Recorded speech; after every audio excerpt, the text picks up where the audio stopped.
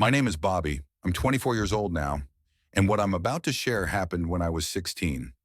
I grew up in a small rural town, the kind of place where everyone knows each other and where old stories never really die. People say that small towns are quiet, but sometimes they're quiet because no one wants to talk about what happened. This is the story of a place we all avoided, a place we only whispered about, a well that screams at night.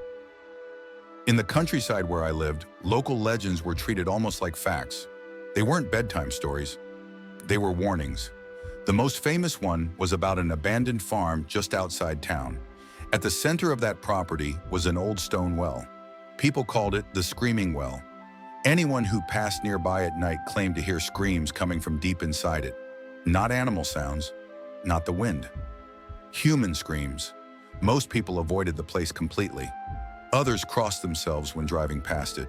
And even though I believed those stories, I never had the courage to go there. According to the older residents, a family once lived on that farm. A father, a mother, and their young daughter.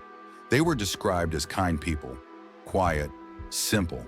The father worked long hours. The mother stayed home, taking care of the house and the child.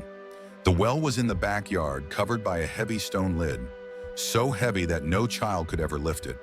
Or at least, that's how it was supposed to be. One day, the father removed the lid to check the water level, and when he was done, he forgot to put it back.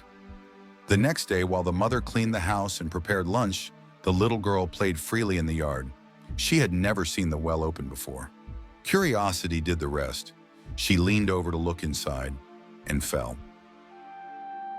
When the mother noticed the silence, panic set in. She searched the house, the yard, calling her daughter's name over and over. Nothing. Then she saw the open well. Her body froze. Her mind refused to accept the possibility. No, please, no. Seconds felt like hours before she found the courage to approach. When she looked inside, she collapsed to her knees. Her daughter was floating motionless in the water. She screamed. She cried. She begged. And without thinking, she jumped in.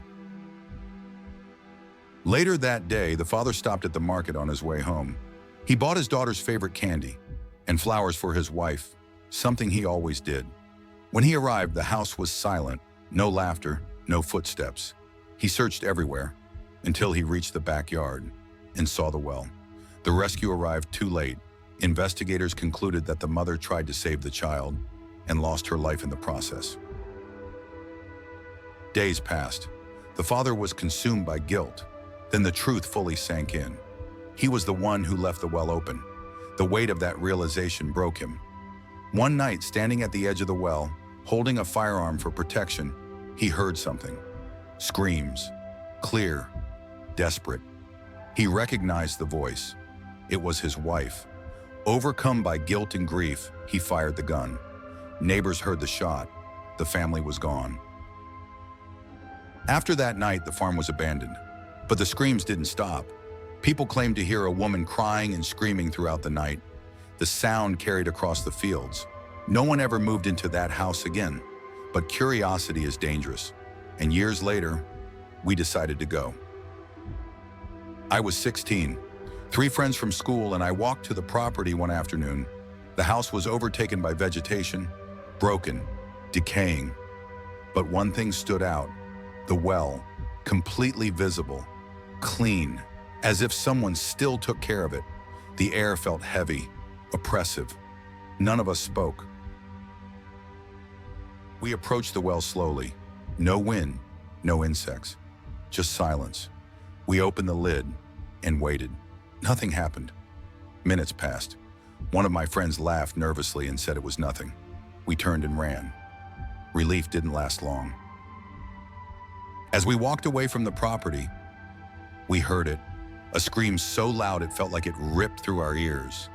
It wasn't far. It wasn't distant.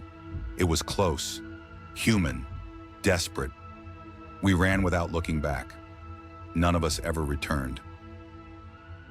To this day, no one lives near that farm. People still avoid the road at night. Some say the screams come from the mother.